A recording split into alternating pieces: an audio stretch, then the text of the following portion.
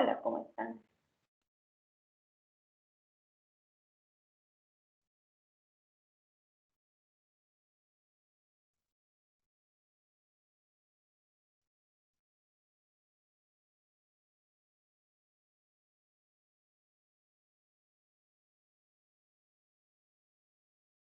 A ver, chicos, me dicen que todavía tienen problemas, que tienen dudas con respecto al ejercicio 2 que les dejé en el video.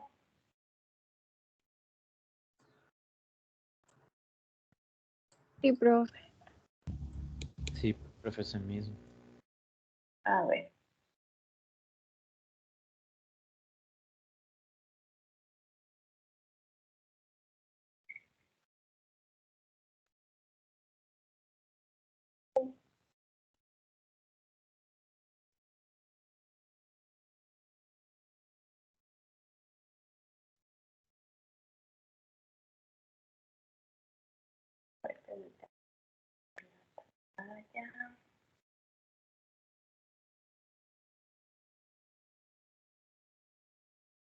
Listo, chicos.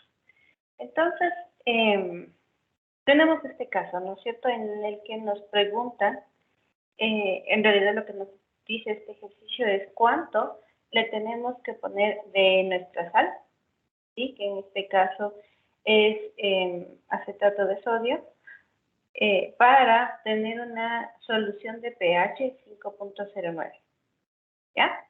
Entonces, nos da aquí una cláusula, nos dice que asumamos que el volumen es constante, ¿sí? Entonces, ahí nos facilita, la verdad es que esa pequeña cláusula nos facilita un montón los ejercicios, ¿no? Los cálculos. Entonces, bueno, nosotros lo que tenemos es ácido acético, ¿sí? Es este de aquí. Simplemente está escrito en su fórmula condensada, su fórmula semicondensada, es esta de aquí, ¿no? Pero fíjense, son dos carbonos, dos oxígenos, dos oxígenos. 3 hidrógenos más el que sale, es el del ácido, es este de acá, ¿ya? Y entonces, recuerden, ¿sí? Todos los ácidos débiles en solución en agua se disocian, se separan, ¿sí? Todos se separan. Podemos escribir de esta manera o también podemos escribirlo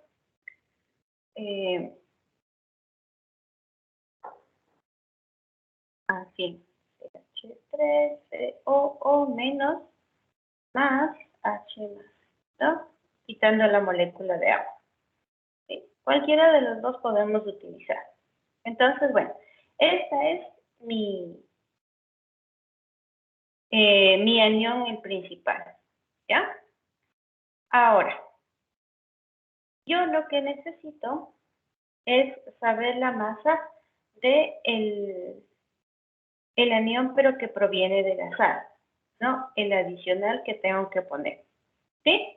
Entonces, tengo mi constante de acidez, que está definida como la concentración de H más multiplicado por el anión que viene del ácido dividido para el ácido, ¿sí?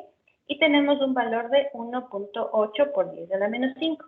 Este valor está tabulado, donde en los libros que ustedes tienen en la bibliografía, cualquiera de ellos tiene tablas de constantes de acidez. Sí, así se llaman, constantes de acidez. Ustedes pueden googlear, ¿sí?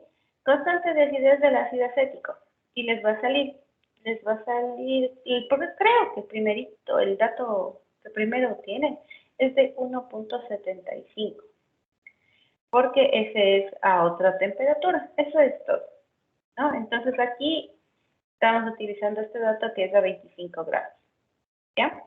El dato que aparece primerito es a 20, si no me falla mi memoria. Entonces depende de la temperatura. La constante de acidez depende mucho de presión y temperatura. La presión siempre se asume una atmósfera, ¿no?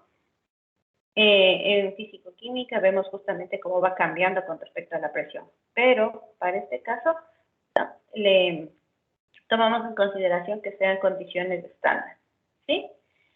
Y para el equilibrio, perdón, lo único que hacemos, o la diferencia entre este y este, es que en lugar de estar acá arriba el OH está a un ladito, ¿no? Pero no tenemos ningún problema. ¿Por qué? Para que se parezca a cómo se obtuvo la ecuación de Henderson-Hasselbalch. ¿Sí? Solamente por eso está puesta aquí. De ahí no hay ninguna matemática en esto, ¿no? Es exactamente lo mismo. Bueno, entonces, una vez que ya tenemos establecida nuestra ecuación, nos fijamos qué información tenemos. Tenemos la constante de acidez, tenemos la concentración del ácido inicial, ¿sí? Que es esta, que es cómo se va a formar la ecuación de Henderson-Hasselbalch. Me indica cómo se va a formar, ¿no? Entonces, este de aquí ya está tomado en cuenta cómo se disocia en esta ecuación. Lo que necesito es saber lo que aporta la sal, ¿ya? Entonces, bueno, eso es lo que me hace falta, ¿sí? Lo que viene de la sal. Entonces, bueno, tenemos que el pH es igual a 5.09, ese es el dato que me da. Y entonces, como sabemos que pH es igual a menos el logaritmo de H más concentración molar, despejamos las H más, o también llamadas H3 o más, me da lo mismo. Me va a quedar que la concentración de H más es de 8.1 por 10 a la menos 6 molar. Sí, sí están de acuerdo, sí me siguen hasta aquí. Sí, profe. Sí, profe. Sí, profe. Sí, profe. Sí, profe. Chévere. Si tienen problemas en la calculadora y todo eso, me avisan, ¿no? Ahí les puedo ir guiando cuáles son los datitos que ustedes tienen que meter en la calculadora, ¿no? Entonces recuerden, ustedes ven en su calculadora tienen logaritmo y sobre eso por lo general tienen que aplastar shift. Ahí tienen el 10 a la, justamente el valor de pH, ¿no? Recuerden que como aquí tengo signo negativo, tengo que tomar en cuenta que aquí también es con signo negativo. Y ya, tengo la concentración de H más. La concentración inicial del ácido, que también la tengo. Y entonces, despejo la concentración del anión, ¿sí? Porque eso es lo que me va a hacer falta. Entonces, la concentración del anión, en este caso, va a venir de la sal, ¿sí? Entonces, despejo esa de mi ecuación anterior y tengo la constante de acidez, que es 1.8 por 10 a la menos 5, la concentración del ácido, ¿sí? Dividido para el pH, ¿no? Que está expresado como concentración de H+, ¿sí? Y entonces me da una concentración de 0.56, ¿ya? Y ya con ese dato, ¿no? Esta es la concentración molar, tenemos el volumen en litros, puedo encontrar las moles, y con las moles y la masa molar encuentro el peso, ¿no? Los gramos de, en este caso, mi sal, ¿sí?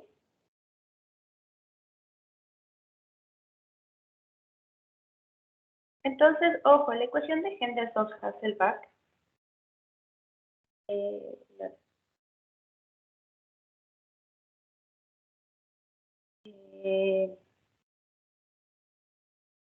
bueno, sí, que la habíamos definido la vez anterior y la dejé por aquí.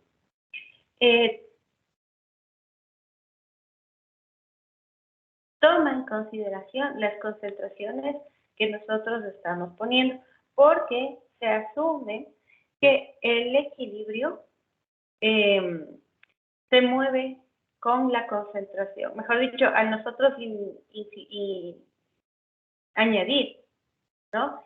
Esta concentración de aquí, ya estamos movilizando el equilibrio, ¿sí? La concentración de la sal es justamente la que está moviendo el equilibrio.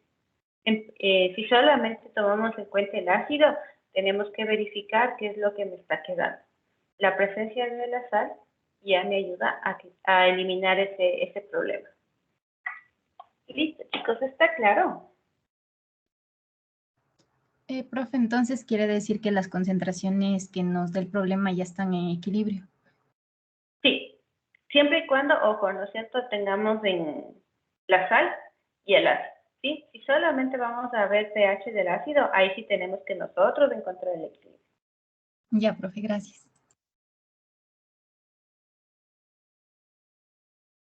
¿Preguntas, chicos? ¿Dudas? Profe, yo tenía una confusión en eso de los signos que en el video había explicado para sacar la ecuación de Henderson. Eso no entendí el signo más y menos que le cambiaba las concentraciones, decía que era menos, y si la otra estaba abajo era más o algo así. Me confundí ahí. Permítanme pasarme a este ejercicio. Sí, aquí hay una falla, ¿no? Bueno, sí. Si alguien tuvo la amabilidad de hacerme una corrección, ¿no? Aquí hay una falla, esto es 0,040. ¿Sí? Pero bueno, el cálculo o el tren de cálculos es el mismo.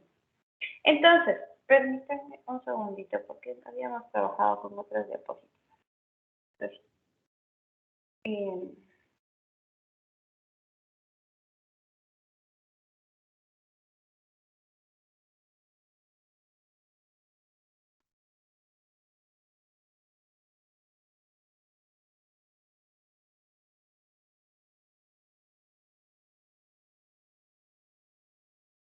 ¿qué perdimos? No sé por qué hace eso, pero me ha pasado algunas veces que se pierde el mouse. Creo que algo aplastó cuando no lo debí.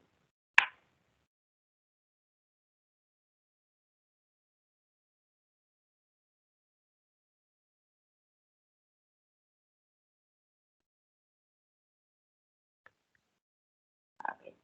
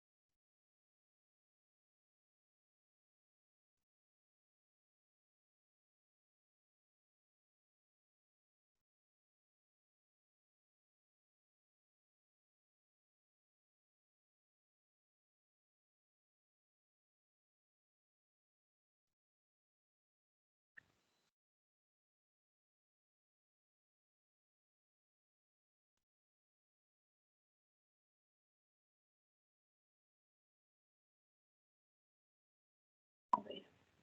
¿Dónde quedó?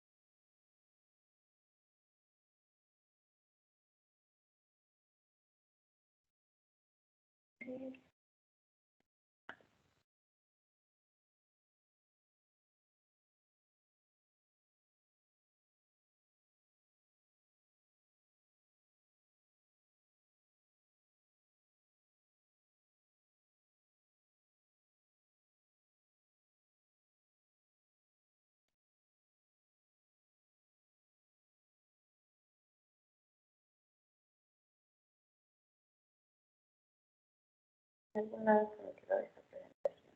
Ya les voy a revisar.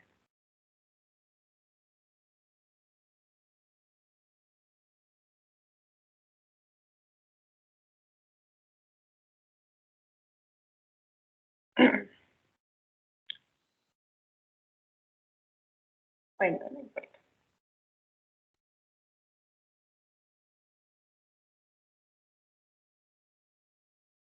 Ah, no, no.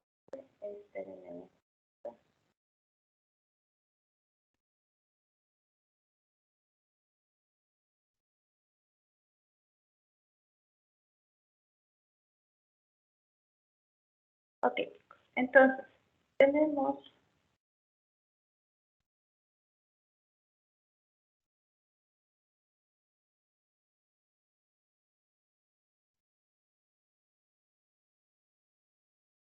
Ya.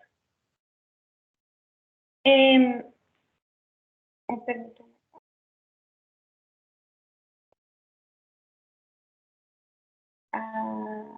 Aquí. Ya. Aquí tenemos justamente el efecto del ion común, ¿no es cierto? Que tenemos un ácido débil que está representado como HA y su sal como NaA, ¿sí? La A mayúscula es del anión. Entonces, se disocian, ¿no? De la siguiente manera, generando el H3 más y el A, ¿no? Del anión, dividido para el ácido, ¿sí? Entonces, aplicando logaritmos negativos, nos queda que la concentración de H3 o más es igual a menos la concentración de la constante de acidez, ¿sí? Por eso queda menos el logaritmo de la constante de acidez, menos, porque estamos aplicando el logaritmo negativo, de la concentración de H del ácido dividido para el anión, ¿sí? Entonces, en algunos libros ustedes van a encontrar de esta manera. Todo esto es la definición de pH. ¿Sí?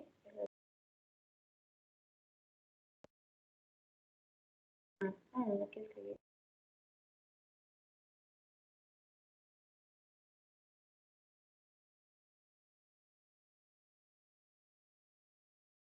Y ahora no quiero escribir mi lapicito.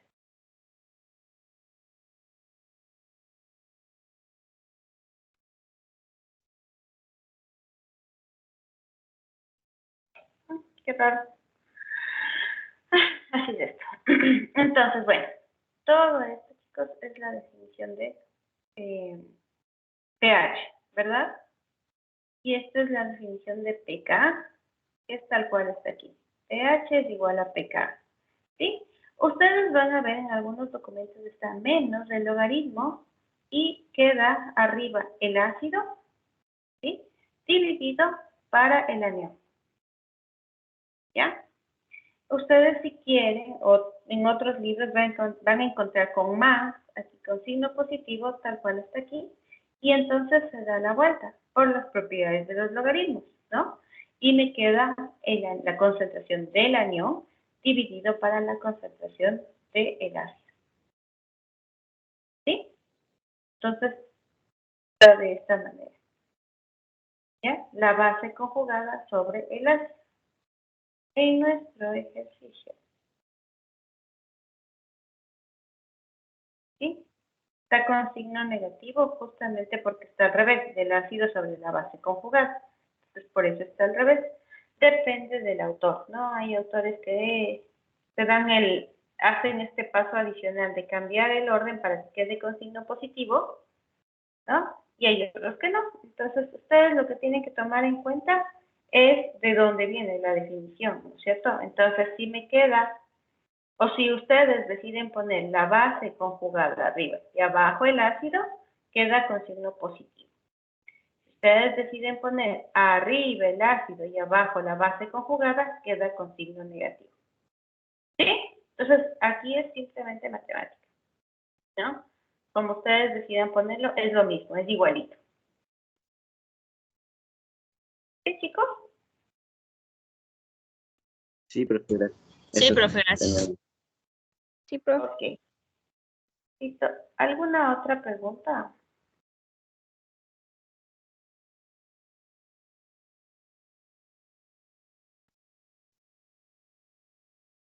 No. Ok. Ok.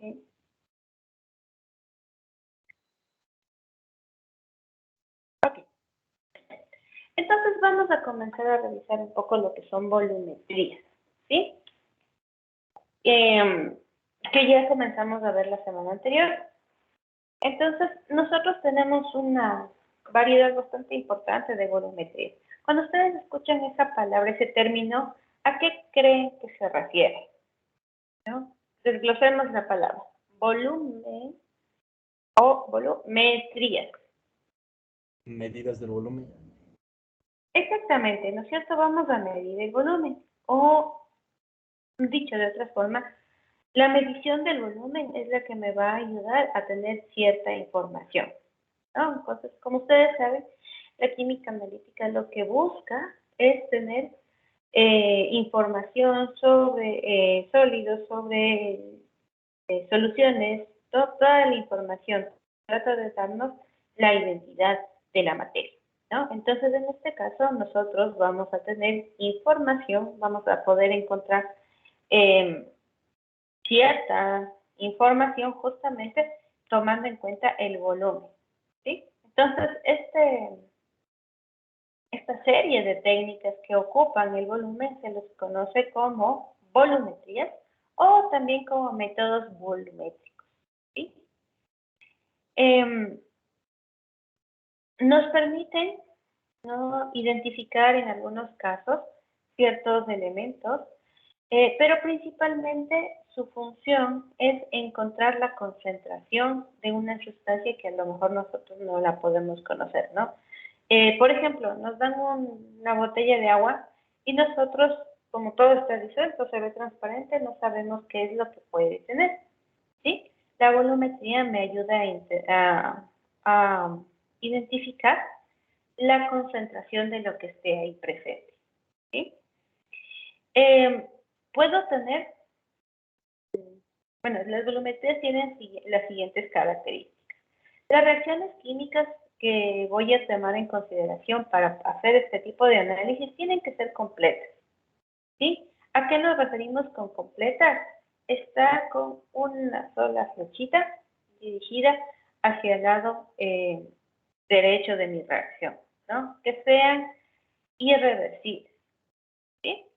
Como habíamos mencionado, la mayoría no corresponden a esto, pero entonces que su constante me indique que está equilibrada, balanceada hacia el lado derecho de mi ecuación, ¿ya?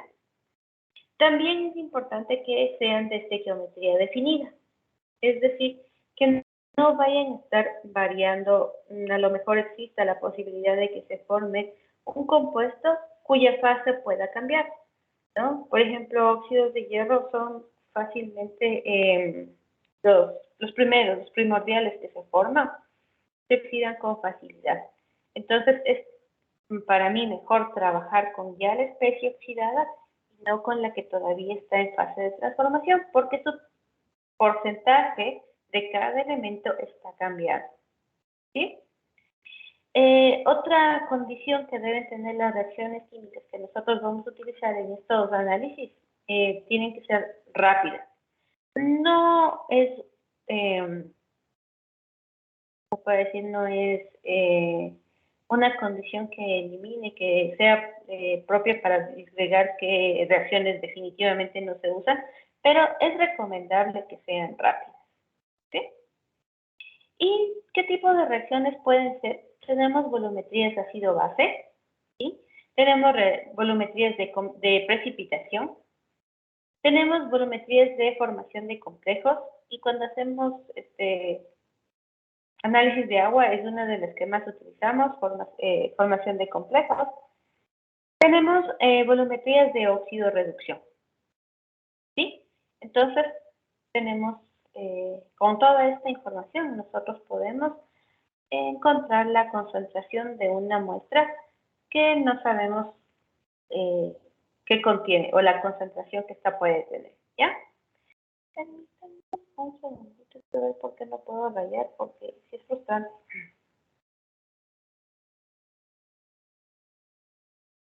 Estaba rayando todo bien y ahora ya no puedo. Veamos, y ahora sí podríamos.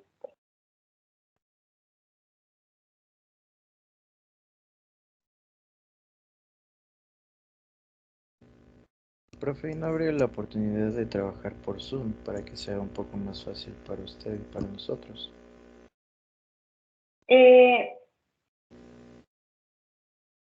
Ya funcionó, pero si Ah, sigue ok. pasando eso, ya nos pasamos al Zoom. Ya, profe, cualquier cosa ahí nos avisa, no hay problema. Listo, muchas gracias. Sí, entonces, ya, no tenemos estos 4 tipos de reacciones que son los que nosotros vamos a trabajar. Por lo tanto, y esto quiere decir que yo necesito dominar equilibrio ácido-base, que es el que estamos viendo, equilibrios de precipitación, ¿sí? Equilibrios redox y equilibrios de formación de complejos, ¿sí? Eso es lo que nosotros vamos a dominar para poder trabajar con volumetría, ¿ya? Entonces, vamos a ver ciertos términos que nosotros necesitamos para estos casos. Uno de ellos es valoración o titulación, ¿sí? Nosotros utilizamos este término, que nos indica en realidad el proceso, ¿no? ¿Qué es lo que vamos a hacer? ¿No? Queremos titular, entonces vamos a hacer este proceso de volumetría, ¿sí? Tenemos otro dato que es el valorante o disolución patrón, que va a ser el que yo sí conozco, ¿no? Siempre necesito un parámetro de comparación. Entonces yo necesito una solución que yo conozco primero qué es y segundo sé exactamente su concentración, ¿sí? Entonces, en este caso tiene que cumplir ciertas condiciones, ¿no? Mi solución patrón, existen, me venden, ciertas casas comerciales me venden, por ejemplo, ampolletitas donde me dicen hidróxido de sodio de tal concentración, ¿sí? El hidróxido de sodio es una de las soluciones más usadas en las valoraciones, sobre todo ácido-base, pero a su vez es una de las más delicadas, ¿no? Esto se debe a que el hidróxido de sodio tiene mucha avidez por el carbonato. ¿Y de dónde saca carbonato? Del CO2 ambiental. Entonces, el CO2 ambiental reacciona con el agua donde está mi solución de hidróxido y comienza a formar ácido carbónico y luego carbonato de sodio. Entonces, si ustedes han tenido la oportunidad cuando tienen una solución de hidróxido de sodio, y ha pasado algún tiempo, en el cuello de la botellita comienza a generarse un polvito blanco, ¿sí? Es justamente este problema, ¿no? Que comienza a absorber el CO2. Entonces, cuando nosotros queremos hacer un análisis muy delicado, muy estricto, donde necesitamos tener datos de concentración muy exactos, nos venden ampolletitas, ¿sí? Donde están totalmente aisladas del CO2 ambiental y ustedes tienen que abrirla justamente para hacer la titulación. No se abre con anticipación ni nada de eso, es justo para ese momento, ¿sí? Entonces, cuando tenemos estas, las llamamos solución patrón, ¿no? Cuando tenemos estas condiciones. También, cuando ustedes generan su solución a partir de un compuesto que está totalmente certificado, ¿no? Un patrón primario, ¿sí?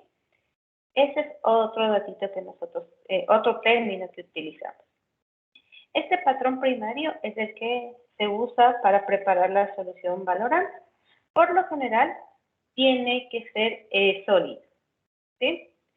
La pureza tiene que ser máxima, mayor al 99.9%, ¿no? Y dentro de esto, ustedes van a ver en las casas comerciales, tenemos, nos ponen ahí en la etiquetita, ¿no? Es patrón primario, es para análisis, es grado reactivo, grado así. Entonces, nos van poniendo esas indicaciones para que nosotros tengamos una idea, una noción de cuán puro es el reactivo, ¿ya? El peso molecular tiene que ser elevado. Con esto nos aseguramos que no se sublime, ¿sí? Tiene que ser estable a a presión atmosférica, es decir, que igual, ¿no? Que no comience a subir, pero que no se comience a evaporar, ¿ya? No tiene que ser higroscópico, ¿sí? ¿Qué es este término, chicos?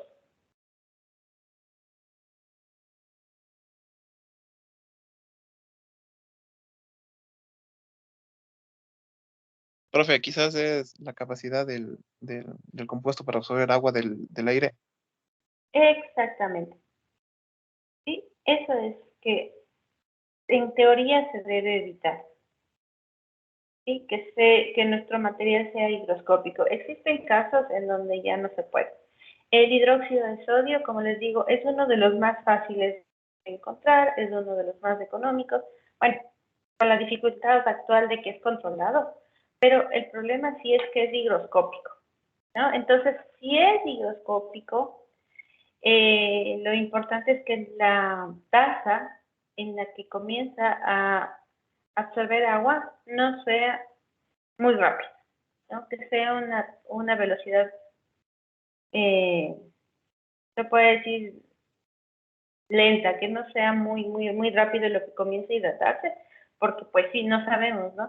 Imagínense, ustedes pesan, digamos, 40 gramos, y en lo que van desde la zona de pesada hasta la mesa donde están trabajando, ya cambió y ya pesa 1 gramo más porque comenzó a absorber agua. Entonces, eso nos provoca errores en los análisis, ¿sí? Entonces, de preferencia que no sea higroscópico, y si lo es, que la tasa de hidratación sea baja, ¿ya? También otro es que tenga ausencia de agua de hidratación. Se me estaba quedando esto. Por ejemplo, hay soluciones, hay compuestos que tienen siempre adherido su agua de hidratación. Por ejemplo, y uno de mis compuestos favoritos es este. ¿Sí? El sulfato de cobre. El sulfato de cobre siempre va acompañado de sus 5 agüitas de hidratación. Entonces, esto me puede generar un error, porque lo habitual es justamente estas 5 aguas de hidratación. Pero a veces se humedece un poquito más, otras lo llevamos a secar y pierde un poquito las aguas de hidratación, entonces nos complica el análisis, ¿sí? Entonces, si necesitamos utilizar sulfato de cobre, nos toca meterlo al estufa, ¿sí? A que elimine estas aguas de hidratación. Y apenas ya tenemos parámetros para identificar eso, ¿no? Una vez que ya sabemos que eliminó sus aguas de hidratación, ahí utilizarlo, ¿sí? Para tener datos más cercanos a lo real. Otra característica es que debe ser soluble, ¿sí? Nosotros siempre tenemos que poner nuestro valorante en nuestra bureta, ¿sí? Si no está solubilizado, se tapa mi bureta. Entonces tenemos que ver que sea muy soluble, que no se quede destapado, ¿no? Que no haya grumos, tiene que estar bien disuelto. Y bajo este concepto también la disolución que se forma debe ser estable, ¿sí? No, como ustedes saben, existen estados que son muy estables, que pues ciertas variaciones pueden hacer que cambie la fase, que cambie de estado sólido a líquido. Entonces, eso que tenemos que evitar, ¿sí? ¿Y cómo evitamos eso? Conociendo muy bien la identidad de mi valorante. Y pues siempre es importante tomar en cuenta que necesitamos que sean de adquisición fácil y de un precio razonable. Por eso es que el hidróxido de sodio es uno de los más empleados para valorar ácidos, ¿no? Porque pues la verdad es que sí, en comparación con otros hidróxidos es uno de los más económicos. El problema para nosotros actualmente, como les decía, está en la adquisición. Porque en el caso del hidróxido de sodio es un reactivo controlado. Y yéndonos al otro caso de un valorante para bases, el ácido clorhídrico también es una sustancia controlada. Y estos dos se utilizan para síntesis de drogas, entonces nos cuesta un montón poder conseguirlo. Nos toca un trámite tremendo. Entonces, es cosas que tenemos que pasar, ¿no?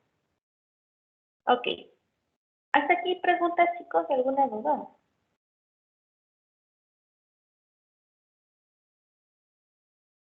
¿No? Ok. Tenemos otro término que son los patrones secundarios. ¿Sí? Entonces no cumplen con los requisitos, ¿sí? Para hacer un patrón primario, pero podemos utilizarlo para posteriores valoraciones. ¿Cómo hacemos eso? Pues utilizamos un patrón primario para asegurarnos la característica del secundario y luego utilizamos el secundario como un primario, ¿no? Entonces, ¿cómo es esto? Por ejemplo, el hidróxido de sodio, justamente que a veces no cumple con estas cosas, que es higroscópico, es decir, bueno, sobre todo la parte de que es higroscópico, podemos valorarlo con ácido, ¿sí? Con ácido clorhídrico. Entonces ahí ya tenemos las características de mi patrón secundario, ¿sí? Y ahora este patrón secundario de hidróxido de sodio sí lo podemos utilizar para valorar vinagre, ácido oxálico o cualquier otra cosa. ¿Ya? ¿Sí? Justamente, por ejemplo, el que hacemos en laboratorio es utilizar el bistalato potásico. ¿Sí? Este es el patrón primario, ¿no? Porque es un sólido, porque justamente cumple con estas condiciones, es económico, tiene lo podemos encontrar en un precio razonable con una pureza bastante alta, ¿sí? No es higroscópico, entonces cumple con todas esas funciones. El hidróxido lo valoramos con el bistalato, ¿sí? Y de ahí el hidróxido ya me sirve para valorar el vinagre. Entonces tengo que hacer estos dos procesos. ¿Listo, chicos?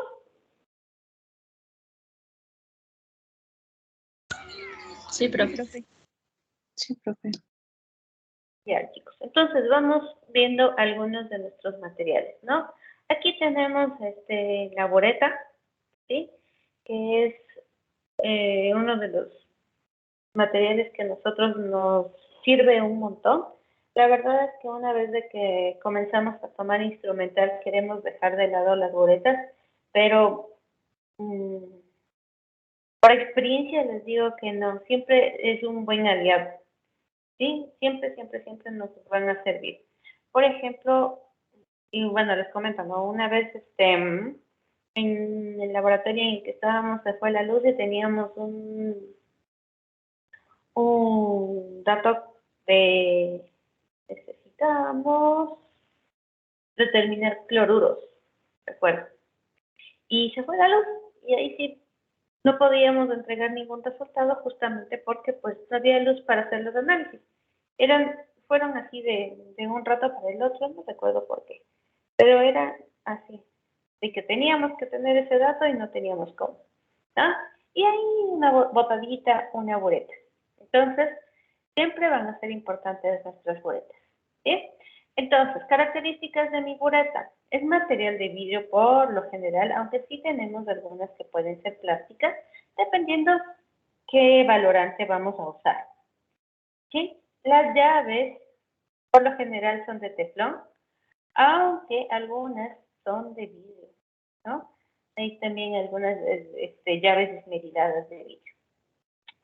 Estas son las clásicas, las que tenemos de este ladito, pero también tenemos esta de aquí que tiene esta forma particular para eliminar burbujas, ¿sí? Porque en mi bureta no deben existir burbujas. ¿Por qué creen que no debe existir burbujas? ¿Qué creen que hace una burbuja? Altera el volumen. Exactamente, ¿sí? Altera el volumen, no me va a ayudar a identificar bien el volumen. Puedo, mejor dicho, o sea, dependiendo del origen de mi burbuja, pues pueden tener diferentes tamaños. Entonces, se ubican justo en esta parte donde no tengo control de la medición. Sí, todo lo demás yo controlo muy bien porque está a la escala muy, muy finita. justo aquí es donde se ubican las burbujas. Entonces, estas que tienen esta forma me ayudan a eliminar justamente cuando tengo burbujas. ¿Sí? Y cuando no tengo esto de aquí, lo que hago es abrir como muy rápido la llave, de modo que comience a salir el líquido y se lleve la burbuja. ¿Ya? Igual, para mediciones muy exactas, incluso yo doy pequeños golpecitos a lo largo de todito el tubito con el fin de eliminar burbujitas que se van a dar simplemente por el llenado de la bureta. ¿Ya? Mi bureta, lastimosamente como no hemos ido al laboratorio, pero bueno, mi bureta, cuando ustedes ya asistan al laboratorio van a ver que tienen que abrazarla, ¿sí? La trabajamos con nuestra bureta abrazada.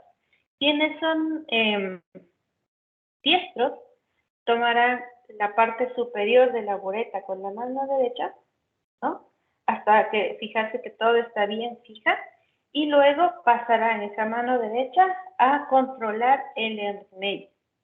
Y la mano izquierda es la que controla la bureta, ¿no? Al revés, quienes son zurdos, su mano derecha, la que no es dominante, es la que controla la bureta y la agitación con su mano dominante, ¿no? Esto es importante.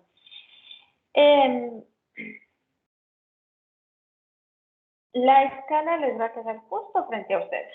Tiene que quedar la escala justo frente a ustedes. Esto quiere decir que sí hay buretas para personas zurdas. La verdad es que aquí no es tan, ¿qué puedo decir? No es tan común que tengan material especial para personas zurdas, pero bueno, sí existe, ¿no? Y bueno, se van acostumbrando, ¿no? A verla de ladito o pues ir parando, ¿no? Pero sí existe material para personas zurdas, porque como les digo, me tiene que quedar de frente los números, ¿no? Yo no debería utilizar el material sin necesidad de ayuda. ¿Ya? ¿Qué más necesitamos? Pues por lo general nuestro soporte, ¿sí? Nuestras pinzas, ¿no? Yo prefiero estas pinzas que ustedes pueden ver aquí porque ajustan mejor, están en 3 puntos en realidad aquí ajustada mi bureta, ¿no? También depende de qué tan larga es la bureta. Por lo general las que tenemos en laboratorio son de 25 y 50 mililitros, pero en laboratorios de rutina, donde se hacen análisis de rutina, sí tienen unas más largas. ¿Por qué? Porque están todo el tiempo trabajando con la misma metodología, entonces para no estarlas llenando a cada rato. ¿Ya?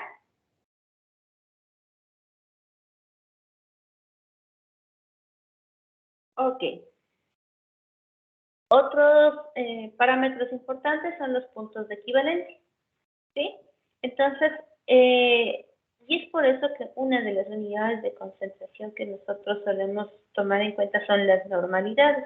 Estos justamente hablan de el equivalente químico, ¿no? Pero en realidad lo que nosotros, lo que vamos buscando es cuando se completó la reacción que nosotros estamos esperando, ¿sí? Cuando nosotros tenemos el fin de la reacción, ahí tenemos el punto de equivalencia.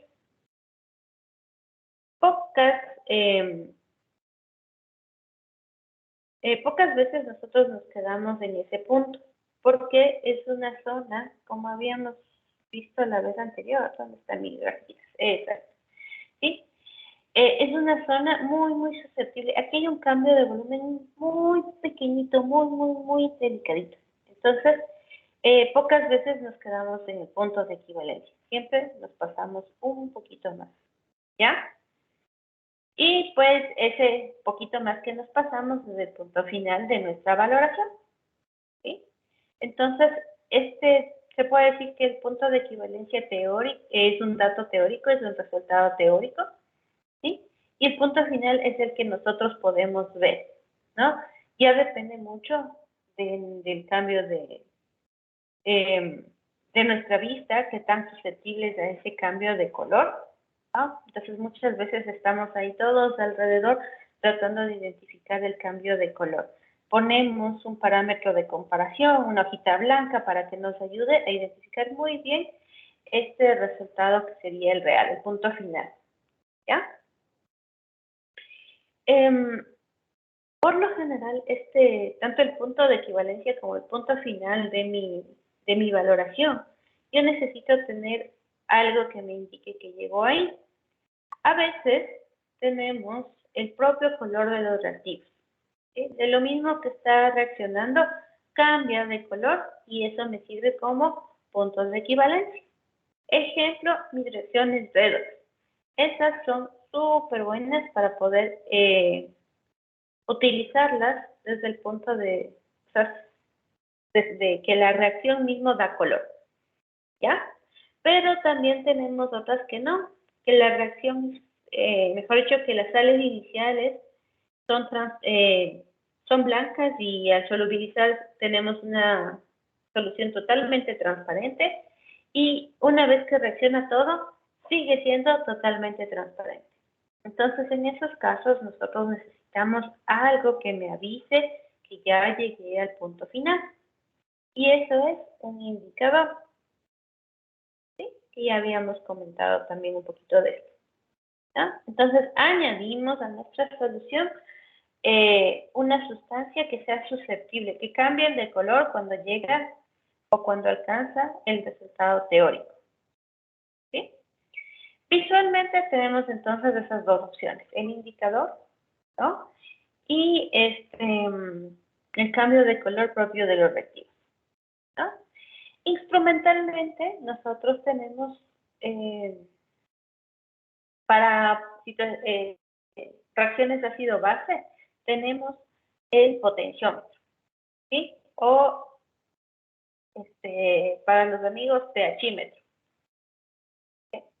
En realidad, su nombre es potenciómetro porque lo que mide es diferencia de potencial, pero como siempre se lo utiliza para pH, muchos lo conocen como pHímetro. ¿Ya? Y nosotros identificamos el punto final a partir de lo que se conoce como una curva de valoración, ¿no? Es justo la que me permite obtener la grafiquita que vimos hace un rato. Entonces, registramos un cambio en alguna propiedad, ¿sí? El potencial eléctrico que me va a ayudar a ver el pH, pero también puedo hacerlo por intensidad eléctrica, por colorimetría, ¿no? Tenemos opciones para realizar nuestra curva de valoración. ¿Sí?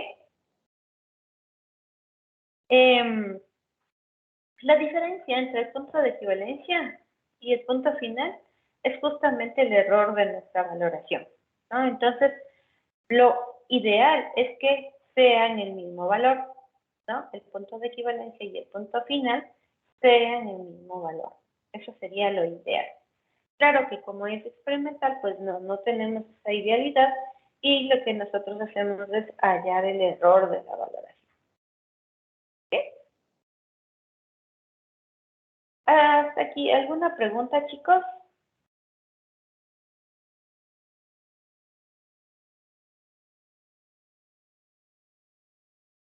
No, profe. No, profe. No, profe. Ok.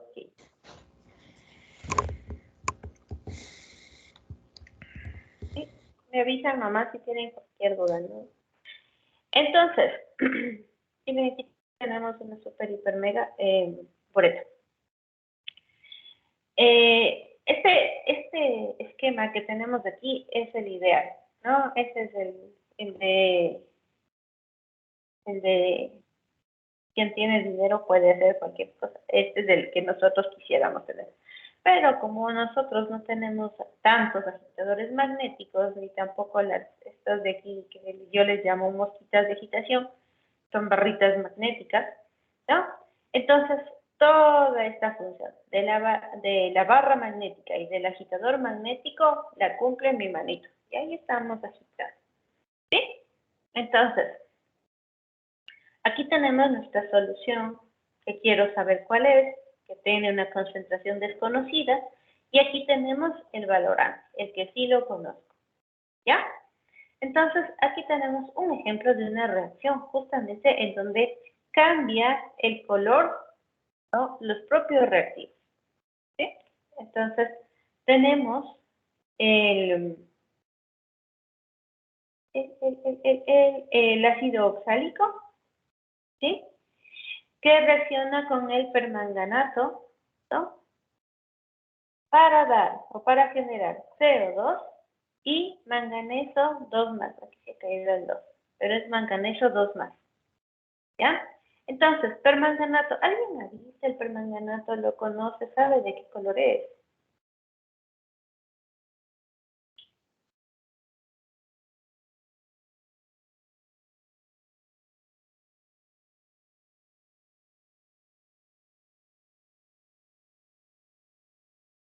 No.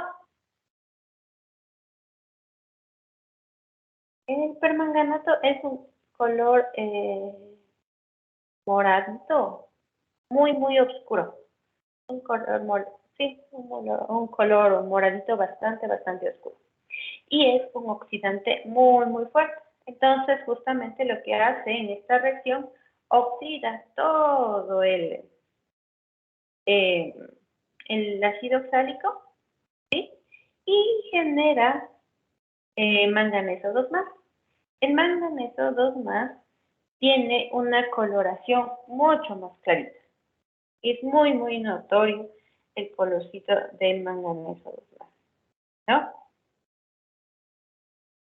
Entonces, ahí tenemos nuestra diferencia de colores, ¿sí?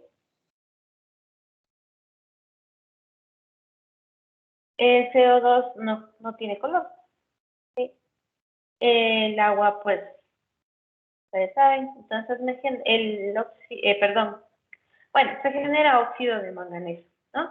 Este color bastante más claro, es un color medio verdoso y entonces se nota mucho, ¿sí? ¿Qué es lo que nosotros hacemos o cómo es que se da esta reacción? Se pone el permanganato en nuestra bureta, ¿sí? Y en nuestro Erlenmeyer está el ácido oxálico, ¿no? Se deja gotear, gotear, gotear, y entonces está generándose un cambio de color, ¿no? Pero es ligero, ligero, ligero, sigue cayendo. Una vez que ya termina la reacción, la siguiente gota que cae mantiene el color del permanganato. Entonces ahí sabemos que se terminó, porque pues ya no tienen con qué más reaccionar y entonces se queda con su color característico, ¿no? Su color color moradito, bien, bien oscurito, ¿sí? De hecho, se ve más oscuro de lo que se nota aquí, ¿no? Y aquí está el ligeramente verdoso que viene del manganeso que se forma con la reacción, ¿no? Entonces, si mi analito son 40 milimoles, ¿no? Aquí no tengo el volumen, pero tengo las moles, que es lo importante. Entonces son 40 milimoles. Y mi valorante tiene una concentración de 1 milimolar por mililitro. Entonces, el punto de equivalencia se va a alcanzar cuando se ha añadido 16 mililitros de valorante, ¿no? ¿Por qué? Tomando en cuenta la estequiometría que está aquí presente, ¿sí? 5 moles reaccionan con 2, pero no tengo 5 moles, tengo 40 milimoles. ¿Con cuántas moles va a reaccionar? Eso es lo que vamos a hacer, ¿ya? Entonces, de una vez hagamos el cálculo, ¿ya? Puedo pasarle milimoles para evitarme la fatiga. Milimolar, ¿no? 5 milimoles generan necesitan 2 milimoles del permanganato, pero no tengo 5, tengo 40, ¿sí? ¿Cuánto será? 40 por 2 dividido para 5.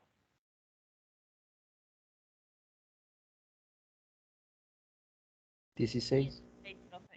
16, profe. 16. Ya, 16 milimoles necesito del permanganato, ¿no? Como mi valorante tiene 1 milimol por cada mililitro, en 16 milimoles necesito 16 mililitros. ¿Sí? Entonces aquí entra a hacer su apóstoles de geometría. ¿No? El punto final se va a alcanzar cuando yo vea, ¿no? Estoy así, todo el tiempo está así, en este colorcito. Y le añado una gota más y se me queda de este color. Entonces, ahí es el punto final, ¿no? Como les decía, es un poquito pasado el punto de equivalencia.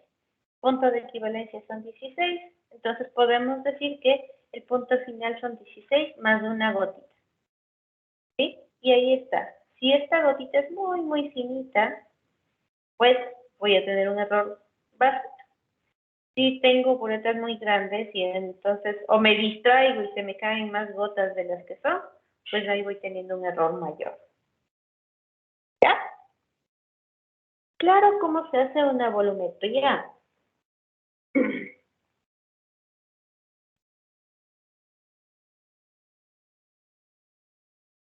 Sí, profe. Ya. Entonces, esto es lo que nosotros vamos a hacer. Lastimosamente, pues no podemos hacerla tal cual nos dice la regla, tal cual nos indica la receta, pero vamos a hacer una aproximación, ¿no es cierto? Entonces van a ver que no tenemos errores grandes. La verdad es que funcionan bastante bien. Como les decía, ¿no? También la opción cuando tenemos tecnología es utilizar las curvas de valoración, ¿sí? Y adicional, mientras más dinero tengamos y más tecnología podemos tener, existen tituladores automáticos, ¿no? Entonces, si bien yo puedo hacer con el método tradicional, dejarle caer gotita a gotita, estar pendiente del color y todo eso, puedo utilizar aparatitos y voy anotando, ¿no? Voy poniendo 5 mililitros y voy anotando el valor de pH, por ejemplo, que tengo. Ya pongo otros 10 mililitros y voy anotando. Y voy haciendo mi curva. ¿Sí? Este me da valores más exactos, por eso es que se utiliza. Y tengo, como les decía, si me alcanza el presupuesto, tengo tituladores automáticos. Entonces les digo, ¿sabes qué? Esta solución que te voy a dejar en este frasquito, tú tienes que valorarla desde aquí hasta acá. ¿Sí? Y entonces el equipo solito va añadiendo grandes volúmenes en esta zona, pequeños en esta zona, ¿sí? En la zona cerca del punto de equivalencia, el programa reconoce que va a añadir poquito porque está cerca del punto de equivalencia y acá más. Y nos entrega a nosotros la curva. No tenemos que estar preocupados porque si se nos pasó ni nada de eso. ¿Sí? Entonces, depende mucho de nuestro presupuesto. De cualquier manera, mi curva de valoración me da información más precisa, como les decía. ¿Sí? Por la general, nosotros ponemos aquí el volumen y de este lado ponemos el pH, pero no necesariamente tiene que ser pH. Podemos hacer una curva de valoración por conductividad, por colorimetría, por diferentes equipos de medida. ¿Sí? Entonces, por eso está aquí la función P, porque puede ser diferentes lecturas, mejor dicho, utilizar diferentes tecnologías. ¿Sí? Podemos tener el caso en que tenemos curvas sigmoidales, que son las más comunes que nosotros podemos tener, o también tenemos o podemos estar buscando simplemente esta partecita de aquí, ¿sí? Trabajar justo aquí, que sería la curva de la parte lineal, ¿ya? En ciertas zonas de nuestra curva podemos utilizar. Cuando tenemos una curva de este tipo, sigmoidal, ¿sí?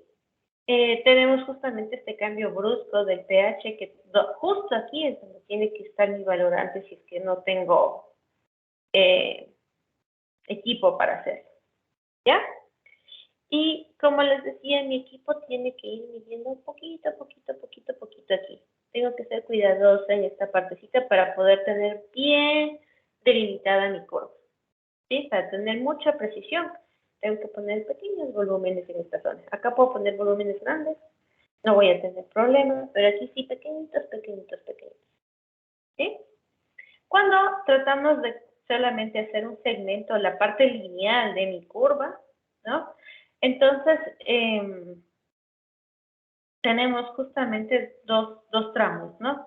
La parte lineal antes y la parte lineal después del punto de equivalencia, ¿no? Entonces tenemos que, en realidad lo que tenemos son puntos aquí, aquí.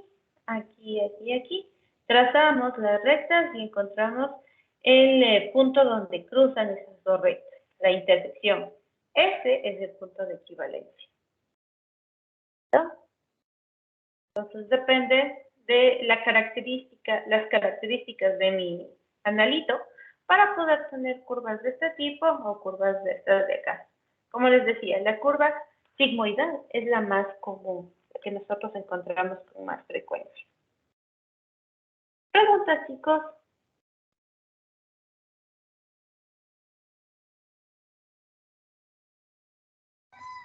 Sí, profe, disculpe. ¿La curva siempre va a ser así o a veces puede, digamos, variar más, así seguir subiendo y subiendo más, si es que, digamos, es un ácido poliprótico? Exactamente, sí. Si son ácidos, por ejemplo, como en este caso polipróticos, vamos a ver escaloncitos, ¿sí? Cada escaloncito depende, ¿no? Si es un ácido diprótico, vamos a tener 2 escaloncitos. Si es un ácido triprótico, 3 escaloncitos. Entonces depende de qué tipo de ácido tenemos, ¿no? Vamos a ver 3 puntos de equivalencia o 2.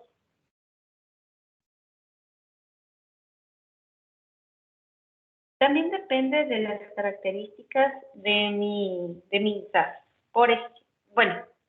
De mi material. Por ejemplo, si yo tengo ácido sulfúrico, como habíamos mencionado, mi primera disociación es fuerte. Entonces, esta se va a notar así, con un punto de equivalencia bien marcado, ¿no? Pero la segunda disociación es débil. Entonces, se va a ver una escalerita pequeñita. Así, nada más. ¿Sí? Entonces, depende mucho de las características de mi ácido. En el caso del ácido sulfúrico, como es fuerte, utilizamos solamente la primera, no le paramos bola a la segunda. ¿Sí? La primera nos da buena información.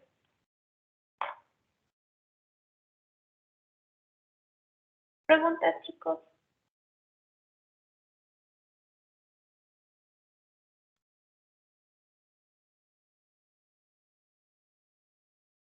Ok.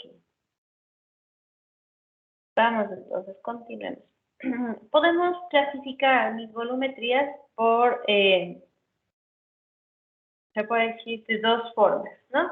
Las directas, que son las que hemos comentado hasta ahora, que en donde se añade de manera directa el valorante sobre el analito, ¿sí?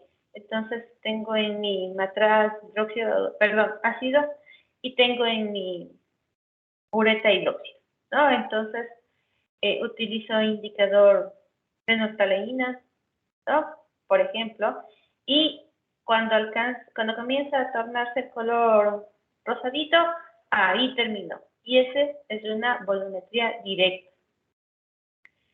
Podemos utilizar volumetrías por retroceso, ¿sí? Y estas se utilizan, también son bastante importantes, ¿no? Entonces, ¿qué es lo que hacemos?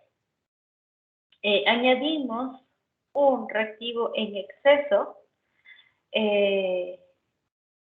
¿no? Que tiene que ser de características conocidas, ¿sí? Que tiene que ser del tipo solución patrón, hasta que se complete la reacción con el analito. Y un poco más, por eso decimos en exceso. Y lo que valoramos es ese exceso, ¿sí? para saber exactamente lo que reaccionó con el analito. ¿Sí? Entonces ahí tenemos la necesidad de un segundo reactivo valorante. ¿Ya? Por ejemplo, si no me falla mi memoria,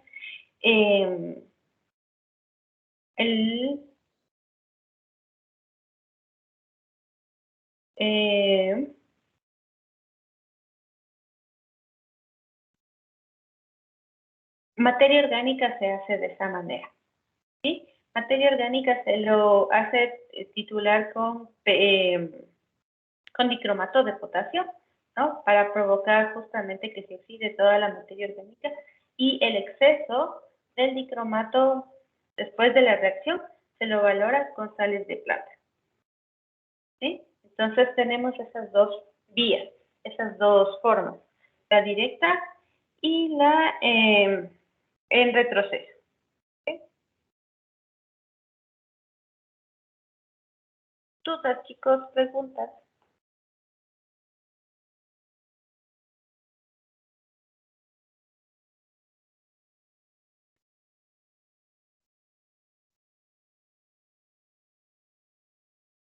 ¿No? No, profe. No, profe. Ok, entonces va.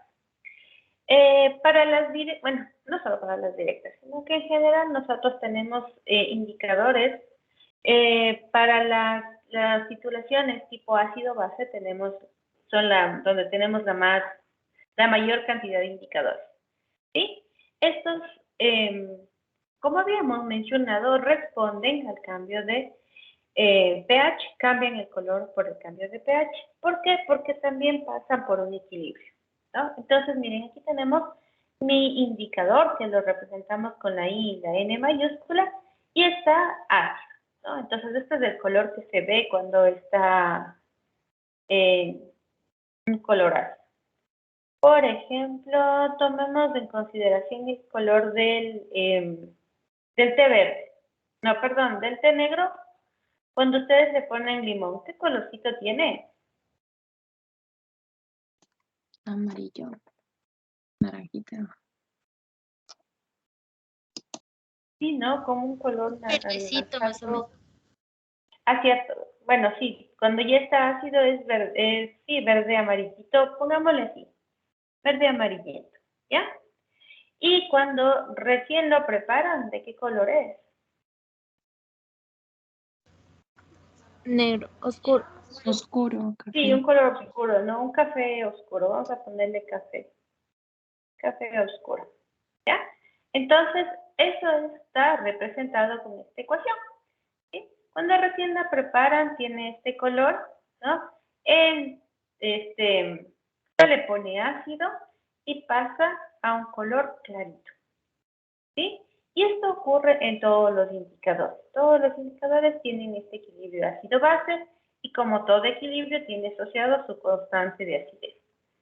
Y nosotros tenemos que tomar en cuenta esta constante para poder utilizarlo, ¿no? Dependiendo del equilibrio que queramos, mejor dicho, la valoración que queremos hacer. ¿Ya?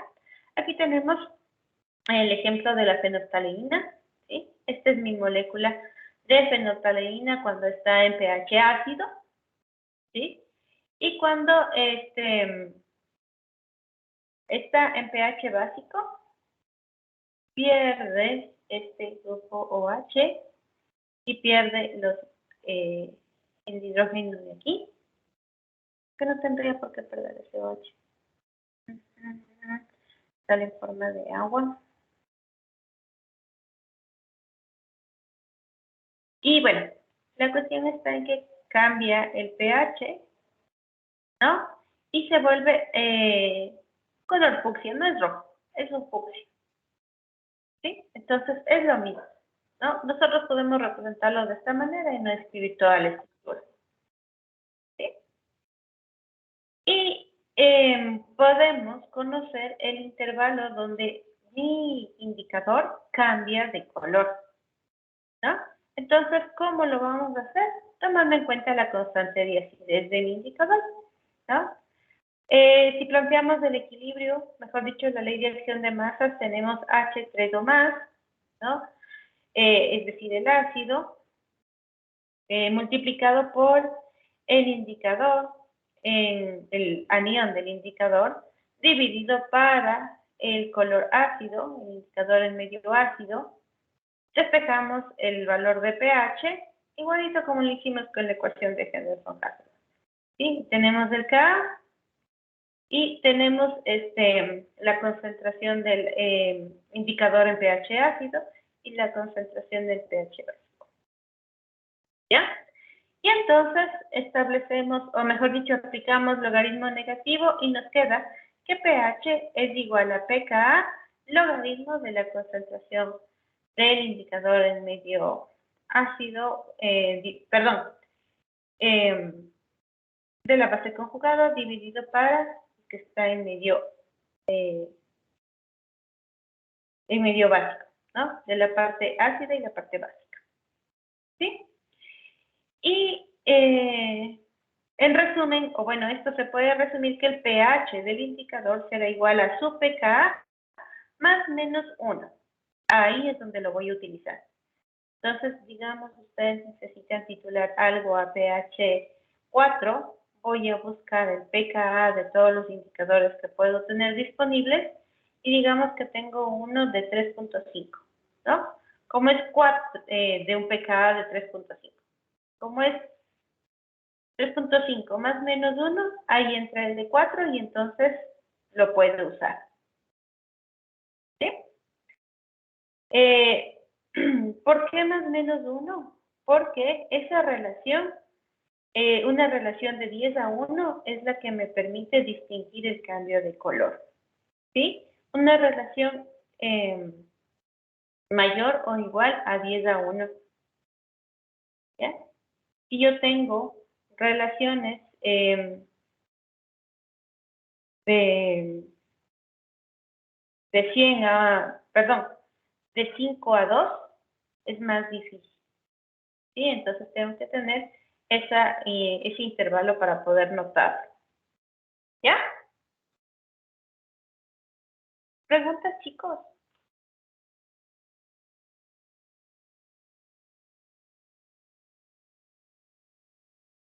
Sí, profe, una pregunta. Ujú. O sea, en el valor donde dice condición para distinguir visualmente el cambio de color, o sea, el valor del indicador, esa parte, por favor, si puede repetir de nuevo, más o menos. Me voy a pasar para acá. Ya. Ya, entonces miren, nosotros tenemos aquí algunos indicadores, ¿no? Entonces depende de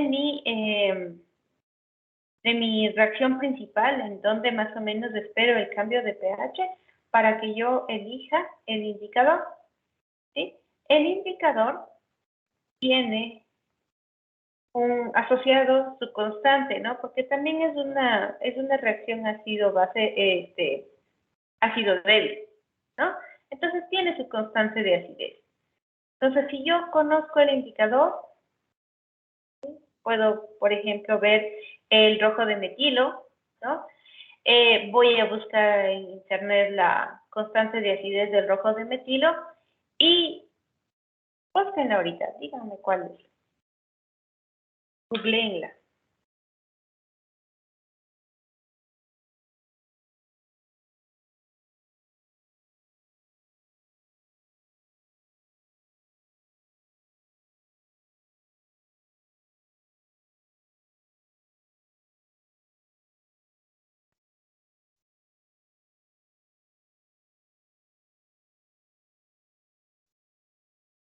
A ver, aquí dice la constante de disociación del rojo de metilo es de 2.3823 por 10 a la menos 7 más menos 2.5 por 10 a la menos 9. Ya. Entonces, utilicemos ese datito. ¿Cuál era el primero que me diste? Perdón.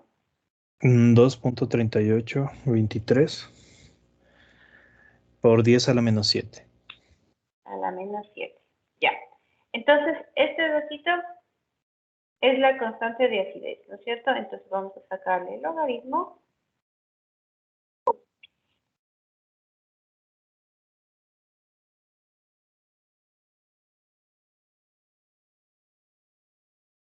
Valinor.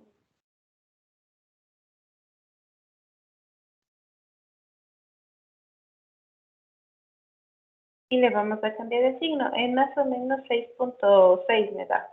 ¿Sí? Sí, profe. Ya, entonces a ese valor puedo subirle uno más, me quedaría 7.6 y puedo bajarle uno menos, me quedaría 5.6. Entonces, si lo que yo busco está en ese intervalo de 5.6 a 7.6, entonces el rojo de metilo me sirve, ¿no? Este grafiquito que tenemos aquí está un poquito más abajo. Depende, pues, la concentración y ese tipo de cosas. Pero, como les decía, ¿no? Digamos que está en 5.5 lo que yo necesito, entonces justo entre aquí y puedo utilizar el rojo de metil. ¿Sí? Entonces, en realidad el valor de pKa que yo busco, me va a ayudar a tener una guía del valor de pH al que puedo detectar, ¿sí? En mi experimento, ¿no? Entonces, si yo necesito, o yo sé que voy a tener un cambio de pH a 7, buscaré un indicador cuyo pKa sea cercano a 7. ¿Sí? Entonces tengo que buscar eso, ¿no? Más o menos, ya va a ser, me ayuda a tener un poquito más amplia mis posibilidades, ¿no? Pero mientras más, mientras más se acerque a 7, mejor me va a salir mi resultado. ¿Sí? Pues puedo tener 6. Con el más menos 1 entra justito ahí. Pero va a ser un poquito complicado verle bien. Entonces mejor me trato de asegurar que se parezca lo más posible a el pKa al valor de pH. ¿Sí? Sí, profe, muchas gracias. Entonces, la relación entre un indicador y el otro para que se note tiene que ser de 10 veces la diferencia, ¿no? 10 veces más concentrado el indicador, su concentración del color básico, 10 veces más concentrado que la del color ácido, ahí noto el color, ¿sí? Ahí mi ojo lo logra detectar. O al revés, 10 veces más mayor la concentración de la especie ácida que de la básica. ¿Sí? Entonces tengo que tener una relación entre estos de 10. ¿No? Ahí logro distinguir el cambio de color. Si la relación es más estrecha, si se parecen mucho estos datos, no lo logro identificar muy bien, ¿no? Entonces necesito que sí exista una diferencia de 10 veces entre el uno y el otro para que pueda ver el color. ¿Sí? Sí, profe. Ok. Entonces, tenemos varios indicadores tradicionales. Creo que cualquier laboratorio siempre tiene por lo menos unos 4 de estos de aquí para tener un barrido de pH, ¿no? Entonces, violeta de metilo sí se lo tiene, aunque la verdad, siéndole sincero, se lo usa muy poco, porque son pH muy bajitos, ¿sí? Pero, por ejemplo, tenemos fenolftaleína, es uno de los que más utilizamos, ¿no? Entonces pasa de no tener color a un color rojizo. Entonces, si ustedes se fijan, el intervalo más o menos está desde 8 a 10. Entonces, justo pasamos el punto de equivalencia y ahí comienza a tener color. ¿Sí? Ligeramente bajo. Otro de los que se suele tener mucho es el verde de bromocresol, ¿no? También está en un intervalo más bajito, ¿sí? El azul de bromotimol también son, ¿sí? De bromofenol y de bromotimol, ¿no? Un poquito más ácidos todavía, ¿sí? Suelen ser los que más utilizamos. Aquí también depende, ¿no? De qué tan frecuentes son ciertos análisis en cada laboratorio, ¿no? Por ejemplo, en laboratorios de agua, ¿no? Estamos por aquí. Estos son los valores que necesitamos. Entonces, el azul de timol, la fenolftaleína son los que nos sirven bastante bien, ¿no? Como les digo, depende de las características que yo tenga en mi laboratorio. ¿Cuáles son los análisis más frecuentes que hacemos? Las valoraciones más comunes para, pues, disponer de un indicador o de otro. Listo, chicos. Entonces,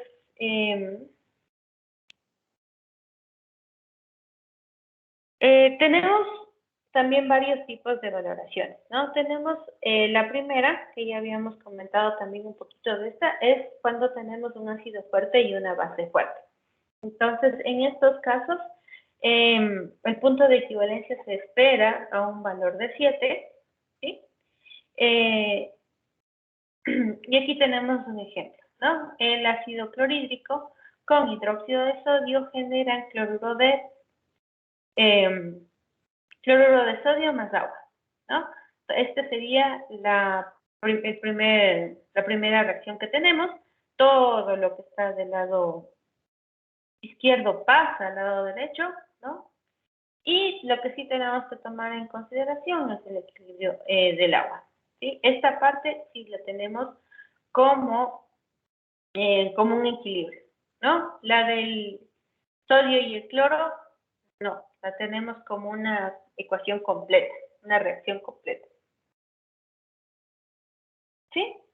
Entonces, para que tengamos o alcancemos el equilibrio, justamente lo que tenemos que tener son las mismas concentraciones de H más y de OH. ¿Sí? Ahí tenemos el punto de equivalencia. Antes del punto de equivalencia, lo que más tenemos son H más que OH, ¿no? Tal cual lo vemos aquí. Y una vez que ya nos pasamos del punto de equivalencia, lo que más existen son los OH, ¿no? Están en mayor proporción que los hidrógenos. ¿Sí?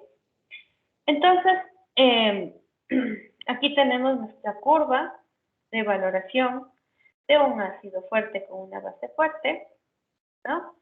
Tenemos en este caso la propiedad que estamos midiendo es pH, se les decía que es de las propiedades que más utilizamos, y aquí tenemos el volumen de nuestro valorante, ¿no? En este caso es hidróxido de sodio de concentración 0.1 molar. ¿Sí? También podemos ver en esta curva justamente los indicadores que podemos utilizar de acuerdo al valor de pH, ¿no? El del punto de equivalencia está justo aquí, pero como vemos es un cambio mínimo, infinitesimal de volumen el que provoca un cambio de pH bastante importante. Entonces podemos también utilizar la fenolftaleína, también sirve, porque justo entra en la línea del punto de equivalencia. ¿Sí? El azul de bromotimol es el adecuado, ¿no? Pero podemos usar la fenolftaleína, me va a dar bien.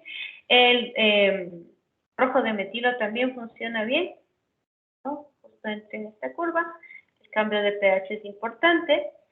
El azul de bromofenol justo entra aquí, entonces también me sirve, ¿no? Esa es la importancia de identificar los valores de pH de nuestros indicadores. Como en este caso de un ácido con base fuerte, mi curva es bastante amplia, mi cambio de pH es muy pronunciado, puedo tener variedad, puedo escoger, ¿no? Tengo varias opciones. ¿Sí?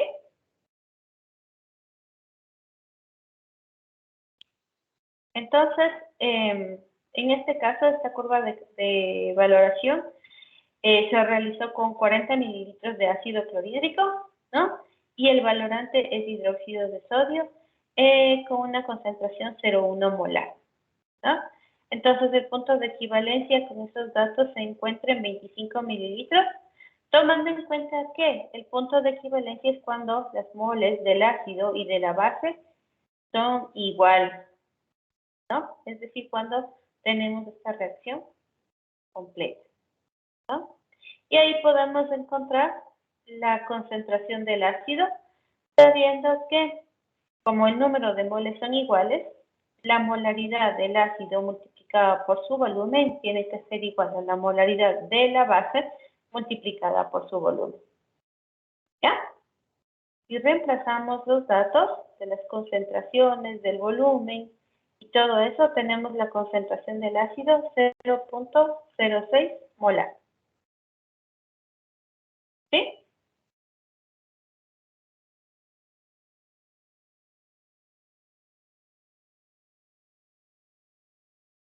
¿Preguntas, chicos? ¿Dudas?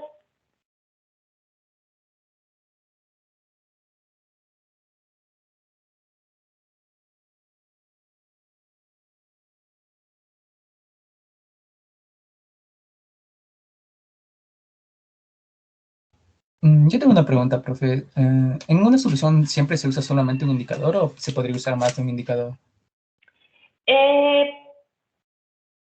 Se puede utilizar varios indicadores cuando, por ejemplo, queremos hacer justamente de ácidos polipróticos. Entonces, ahí podemos utilizar. Para un solo punto, no. Bueno, no es recomendable porque nos puede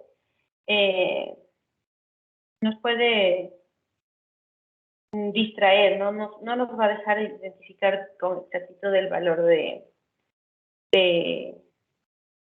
donde se terminó la titulación. Pero, por ejemplo, digamos que tenemos un ácido diprótico, ¿sí? Cuyo pKa está alrededor de 2. Entonces, yo utilizaría el azul de timol, ¿no? Para esa parte. Y digamos que el su segundo pKa está en 7.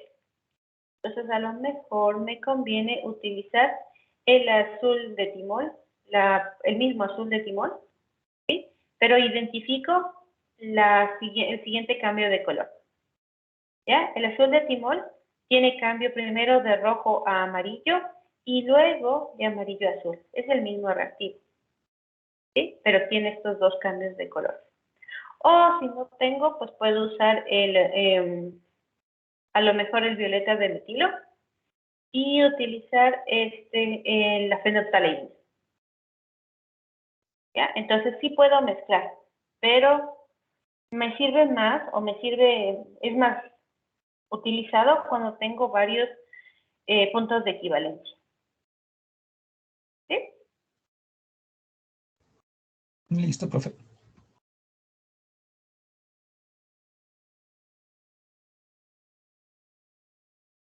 ¿Alguna otra duda, chicas y chicos? Profe, ¿y el volumen del ácido clorhídrico debería ser 0.4? El volumen del ácido clorhídrico, ese es el dato que yo tengo. Entonces, en este caso, me dice 40 mililitros. ¿Sí? 0.4 mililitros, ajá. Sí, porque al momento de calcular la concentración dice 0,150 litros. Sí, aquí hay un error. Tienen toda la razón. Ya, otra pregunta, profe, para identificar qué indicador debo utilizar. Debo hacer referencia con el pH, ¿verdad? Pero el pH de la solución o el pH del valorante, eso estoy confundida. No sé si el pH del punto de equivalencia.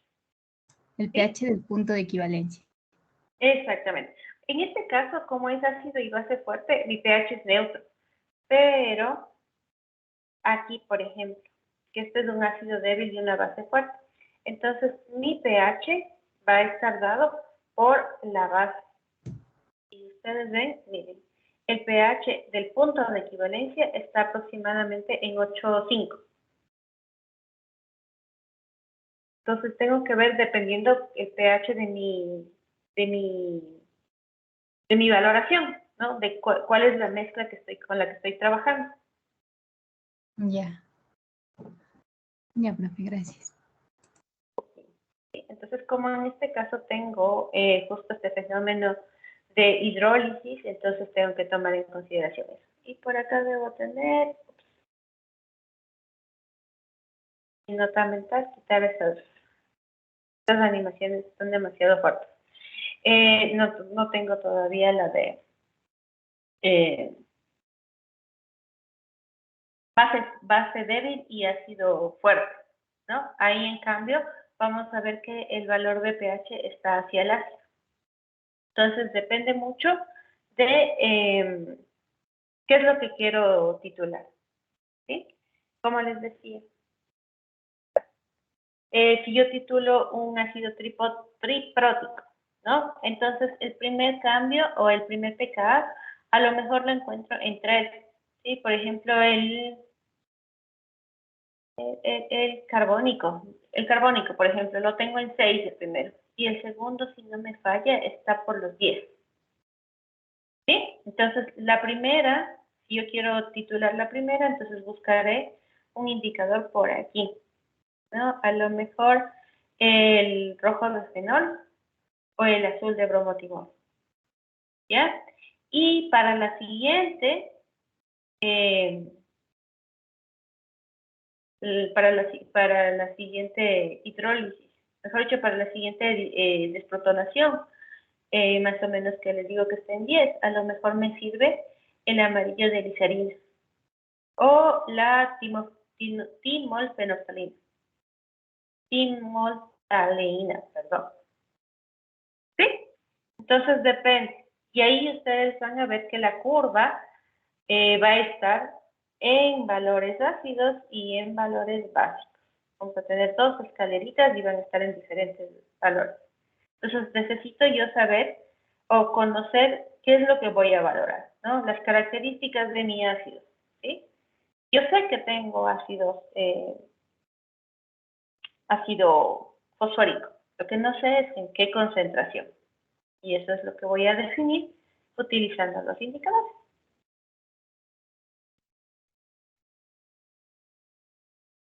¿Sí? Sí, profe. ¿Alguna otra duda? ¿Alguna otra pregunta?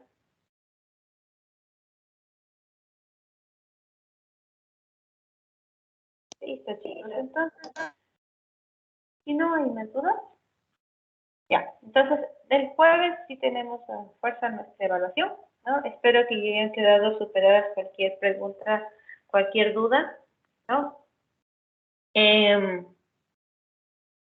Y continuaremos con los otros tipos de valoración, ¿ya?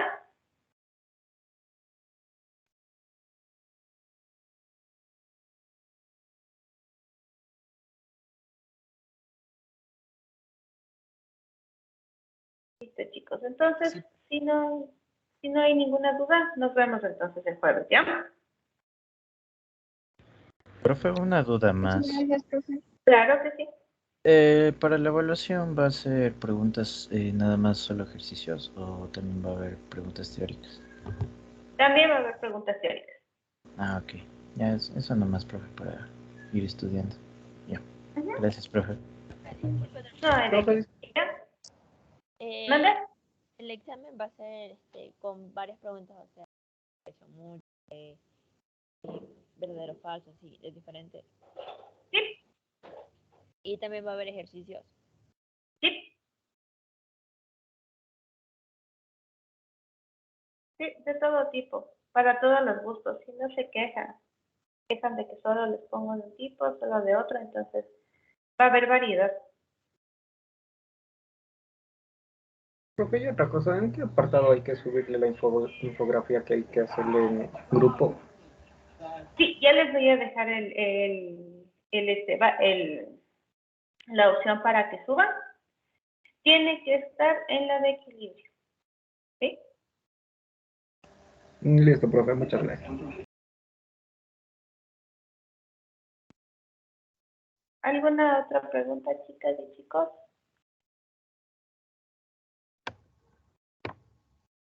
Yo, profe. No. Oh, mande. Profe, la prueba desde qué, o sea, ¿desde qué tema va? ¿Desde lo que vimos del principio del semestre o...? La parte de introducción a la analítica, esa no, ¿ya? Pero desde equilibrio, desde productos iónicos y todo eso, sí. Ya, profe, gracias. Listo. ¿Alguna otra pregunta? Listo, chicos.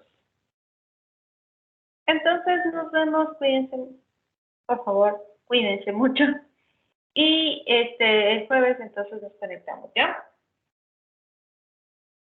Listo, profe, muchas gracias. Gracias, Muchas profe. gracias. Hasta luego. Gracias, profe. Nos vemos. Hasta luego. Profe, hasta luego. A ustedes, que pasen bien, cuídense mucho.